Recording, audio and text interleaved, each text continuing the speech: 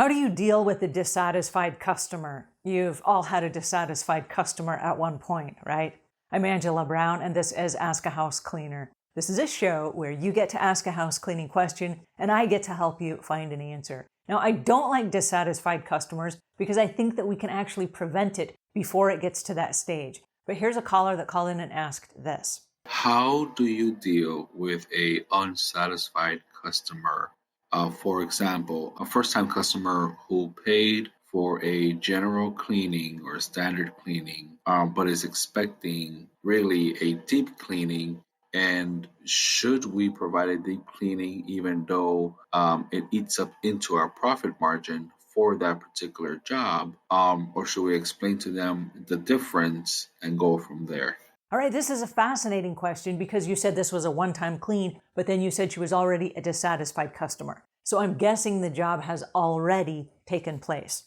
Okay, so the first thing that we want to do is we want to set clarifications up front so that the customer sees the same thing that we see. So what this means is when I'm bidding a package, what is it that you're offering? What does the package entail? What is involved? What are you going to do in that package for this price? You might also offer to the customer, there's another package that we sell that's a deep cleaning package, and here's what's involved in that package. And as you do the walkthrough of the home, you can explain to the customer, here's what we do on a maintenance clean, here's what we do on a deep clean, and then you have things in your house that are not on either one of those packages that we could put together as a special package. Now at Savvy Cleaner, we actually have 3 programs that talk you through the walkthrough so that you are proficient at what to say.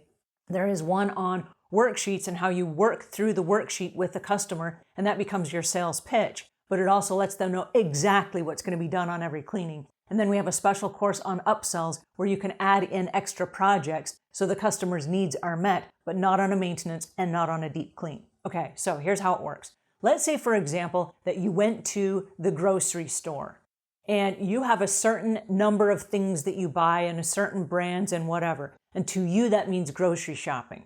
Now, somebody comes in and you hire them to do your grocery shopping and you say, I would like my grocery shopping done. And you assume they know the items and the brands that you like.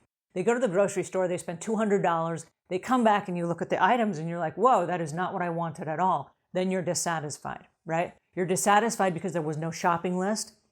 The brands were not specified. The price you're willing to pay was not specified. And the expectations were not met, right? So it would be really easy for the person to say, well, I did a good job. I went and I bought all this stuff. Yeah, that's true, but it's not the stuff that the homeowner wanted, right? The reason I bring that up is because we do the same thing in our house cleaning. In our minds, we know what a maintenance clean looks like, but the customer doesn't. The customer has had lots of different house cleaners over a period of time, and they all did different things. So the customer has no idea what we do. And so it might be that there was a house cleaner that came and they did a huge deep clean on their initial clean for the price that you're charging for a maintenance clean. So they're upset and you have no idea why. You thought you did a great job.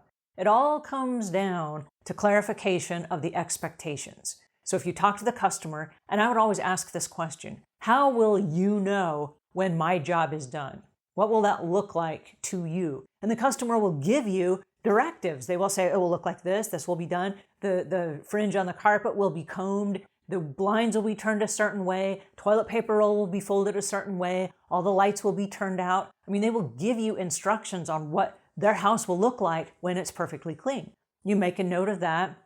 That goes in their customer file. You do the same regular maintenance clean, plus all of these little extras that are just things that visually cue them into, I was here and I did my job, right? And then you at your company might create a series of those. I know we did. We have about 42 things that are on a list that we just do at every house. They're just things that we do as we go. It's not extra work. It's just part of what we do, but it's our signature. So when anyone on our team goes out to do a job and they do these signature items, the customer comes home, they have these visual cues around the house that says, the house is done. It looks nice. It's so great. And it doesn't matter who on the team goes to do the job. It's consistent. And so they always feel like they got the job they paid for. The customer feeling like they got the job they paid for is where the customer satisfaction comes from. And if you don't provide that to them, they're going to want to call you back and have you come back to redo the work that was just miscommunicated, okay? So that's the reason why you have to be so specific. It's got to be on a checklist so you can check it off as you go. You know exactly what you did. They know exactly what you did. And then there are no surprises. Because there will always, and I say always, not to overgeneralize, but there will always be a dissatisfaction or a misunderstanding if they're guessing in their head what your job is and you're guessing in your head what they want. There will always be a huge gap in communication. And they might let you stay on as a house cleaner. They might fire you, right? So just right up front, here's how we do things. And then make it very clear. And if they say, well, I want something different, well, that falls into one of these other packages that we offer. That's more money. That's a special series of equipment that we're going to bring with us. That will require more time. I'm going to have to call the office ahead and get that added onto the calendar because that's going to take a whole lot more time than a regular maintenance clean, right? So once you're clear with your customer about what the expectations are, all of your problems seem to just disappear. And then your business becomes fun. And the people that work for you want to work for you because you have a fun business where everyone's playing on the same page. All right, I hope that helps. If it does, leave your comments and questions in the notes below. If we've earned your subscription, please subscribe. And until we meet again, leave the world a cleaner place than when you found it.